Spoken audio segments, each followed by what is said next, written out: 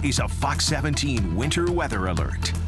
Okay, welcome back, everybody. 6:44 on the nose, and we've got cloudy skies still retained. Temperatures just really flatlined here recently because of that. I do think eventually later this evening we will see clouds thin out for a several-hour stretch. That's the expectation, and at that point, the mercury is going to start to dive down towards around 20 degrees for an overnight low. It's possible we could get into the upper teens briefly. But, you know, with these clouds just really hanging in there tough, these low clouds, we're going to have to wait and see just when exactly they do thin out. You'll see on this side of the lake, we're running around 30 degrees. The other side, how about Milwaukee, 23 degrees, so a little bit colder.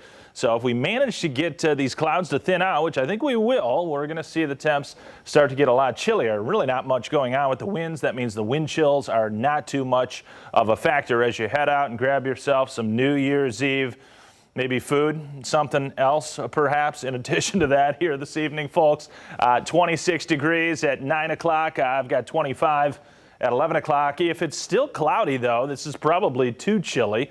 When we do start to thin these clouds out late evening and overnight, though, of course, that's when temps do become a lot chillier. Here's this area of low pressure moving to the northeast. Got a lot of Gulf of Mexico moisture involved, and also just the upper level dynamics, the upward motion in the atmosphere cranking out snow here across west central Texas. That's pretty far south to see such an organized, widespread, homogeneous area of snow. It's even colder down there in some spots than it is further northward in the Midwest, interestingly enough. So as I mentioned yesterday, sometimes these systems, they can create their own cold air. And even though the overlying pattern in a given area might not be that cold or conducive for what you might think would be snow or wintry precipitation, the system itself, with all the rising motion, that process of rising air tends to cool the atmosphere. It's called dynamical cooling, and that will come into play tomorrow for our precipitation types here across West Michigan. We are anticipating a whole cocktail of wintry precipitation from south to north, and for that reason, winter weather advisory is in effect for a good expanse of our viewing area, really every county except Oceana. And we've got the advisories down to the south for tomorrow morning, lasting late tomorrow morning, lasting until 7 p.m. We'll see maybe if those get extended beyond 7 p.m. on New Year's Day. The advisories to the north here, including I-94 and northward, those go from 11 o'clock tomorrow morning until, actually that should say 6 a.m. on Saturday. Bottom line is late tomorrow afternoon into the evening, I do anticipate treacherous road conditions with some freezing rain and sleet starting to come about.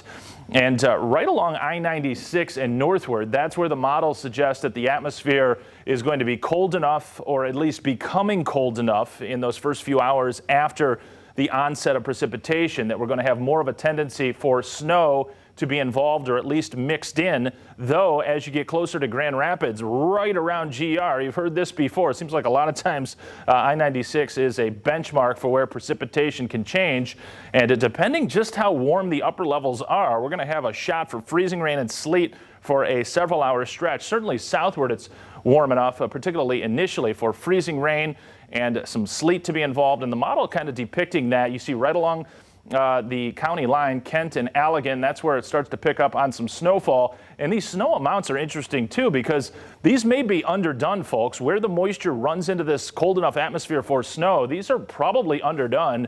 A few inches, several inches, but it'll be a very narrow corridor, because once you get north of where it's snowing heavily, that's probably where the precip starts to lighten up and even shut down off to the north. So a very narrow corridor of a few inches or several inches to come with this system. And then just to the south of that is where we got to worry about some icing, and obviously the pink colors signifying that. So look at the latest run of the RPM model, bringing those pink colors, which would be freezing rain and or sleet, up to around I-96 and hovering it there for several hours before the atmosphere cools. And I mentioned dynamical cooling before, all that upward motion in the atmosphere as the system does move by to our southeast. It's going to have a tendency to cool us down with time. In addition to just moving into nightfall tomorrow will help to do that as well. So with time through the evening, we transition to snow. It's real tough to tell exactly when that's going to happen in Grand Rapids, but the earlier, the more snow we get, an inch or two or three on the table here in GR, a little bit more in that narrow corridor, I think, to the north, and then more icing down to the south. So stay tuned. I'm going to be studying the maps, Derek, and I'm going to give you a further update with more information here coming up at 10 o'clock tonight. All right, Anthony, we'll look for that. Meanwhile, it's been